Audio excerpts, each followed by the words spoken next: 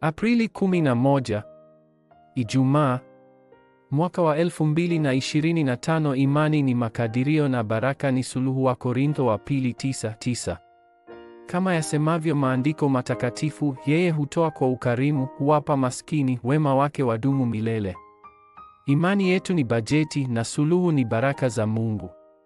Unapojua sababu iliyomfanya Mungu kumtumia Daudi, utapokea majibu ya kweli ukiwa katika ujenzi wa kanisa. Daudi alijua kwamba matatizo ya kiroho yaliyosababishwa na madhabahu ya ibada ya sanamu yalikuwa yanaenezwa ulimwenguni kote. Hivyo, pia alikuwa na shauku la kiagano kwa ajili ya hekalu.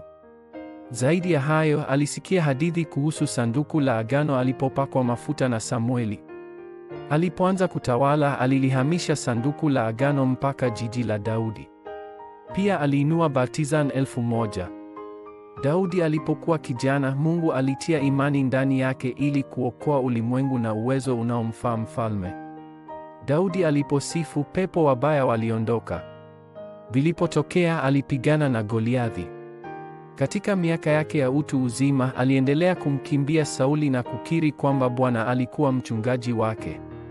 Alipokuwa mfalme, alifanya matayarisho yote ya kujenga hekalu moja. Waliobaki kisha utatoa matoleo kwa ajili ya waliobaki na pia kujenga kanisa kwa ajili ya watu hawa. Kanisa lililojengwa hivyo litabaki milele. 2.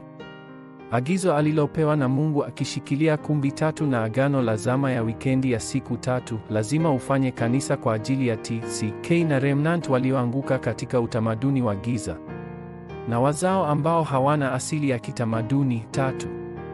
Kanisa linalorejesha kini ni lazima ulifanye kanisa kuwa kanisa linaloshangaza. Bartizan 7, safari 7 na miongozo 7.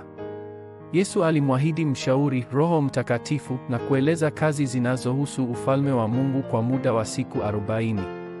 Wakiwa wameshikilia agano hilo, wale waliokusanyika kwenye chumba cha juu cha Marko walimakinika kwa siku 10 hadi siku ya Pentekoste. Matokeo yake, ibada ilirejeshwa na neno likaanza kufunuliwa shambani. Kama maombi yaliyopangwa kufanyika, uwezo wa kuokoa maisha ya mtu binafsi, mashamba na zama ilianza kujidhihirisha. Kisha, unahitaji tu kufurahia, kusubiri na kutoa changamoto kuelekea ufalme wa Mungu. Kwa wakati huu jukwaa, mnara wa mlinzi na antena huinuliwa, na hakuna mtu na hakuna kitu hubadilika kuwa kila mtu na kila kitu. Ombi la agano. Mungu Baba, nisaidie kufanya kile unachotamani kweli. Katika jina la Yesu Kristo ninaomba. Amen.